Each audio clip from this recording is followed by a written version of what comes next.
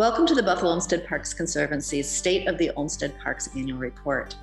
Last May at our annual meeting, we were 2 full months into the pandemic with changes to restrictions almost every day and ongoing concerns of impact. The parks were on the brink of a 40% increase in daily use, and actually that's a mere average. It was likely higher at certain times. But your Conservancy was resilient and creative in its efforts to perform, and we are very proud of our accomplishments.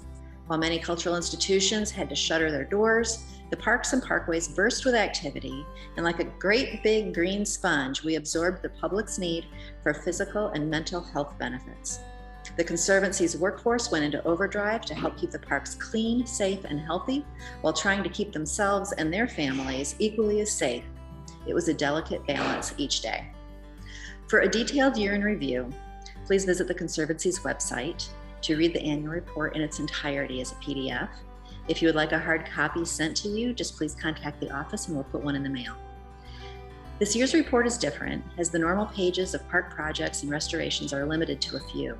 And yet, while the pandemic restricted our park projects, it offered a keen 2020 opportunity for visioning and planning.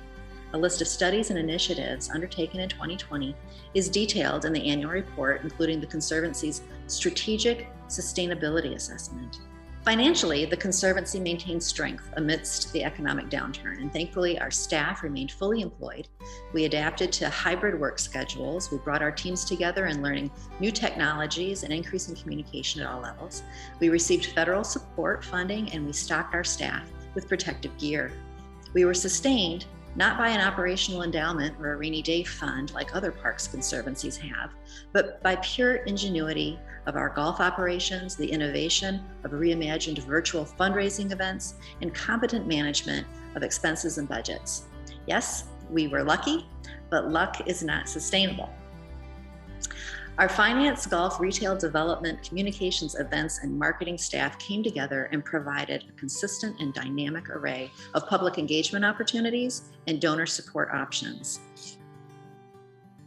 The spring into summer luncheon and Flow Gala were held virtually, and they were highly successful. It was unlike any other time, and the talents of our staff were a shining example of dedication and agility. Other highlights were evident in creative partnerships and new opportunities to better our organization for the future. At MLK Junior Park, design and assessment requirements of a major grant continued for the greenhouse complex and park and safety lighting upgrades, plus the ongoing partnership with the Buffalo African American Museum in support of the MLK Monument Plaza saw growth in exploring further enhancements. The Cherry Blossom Festival, reimagined, was our first attempt at a virtual event. And despite only 5 weeks to turn something live into something digital, it was incredibly successful and served as a platform to improve upon with new technologies, auctions, communication, entertainment, and outreach. A new alliance with the Buffalo Center for Arts and Technology generated a grant to create a workforce development program for landscape technician training. And not only did the Conservancy work with BCAT to develop the educational curriculum, we also have a role in teaching. This is a first of a kind opportunity for our organization, and one that we feel is going to be critical for the future, as our parks and green spaces are going to continue to need proper care and a skilled workforce. And we are very grateful for BCAT. In fact, promoting inclusion, diversity, equity, and accountability with our organization was introduced in an amazing training and dialogue with the Race Matters Institute at the Community Foundation for Greater Buffalo. And we thank a grant from the Blue Cross Blue Shield Blue Fund, because our board and our staff received this important group experience, as we are now able to work to implement an Olmsted Idea Team, which will ensure that we have a strong and proud culture within our organization which respects and embodies these principles and beliefs.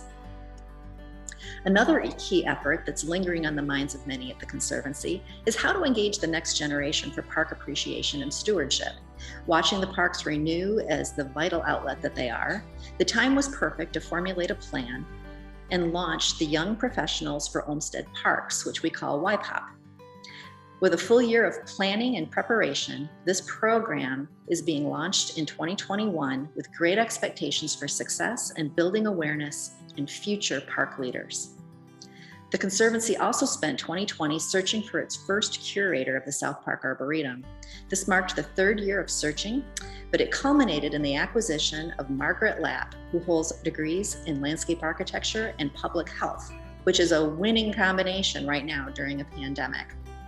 Margaret is assuming her role in January of 2021. We are indebted to one another, from trustees to staff and the public. What a year to be the board chair, and Dave McIntyre has done an outstanding job. Our trustees came through in 2020 with critical support, patience, understanding, and very thoughtful advisement. Patrons and park partners shouldered through with us. Our staffs built stronger alliances, and we learned appreciation for each other and our organization. And every single member of the Conservancy staff did their very best every day. I feel incredibly proud and privileged to work with this amazing organization of passionate people in our community. We are and remain Olmsted strong, just like our future. Thank you.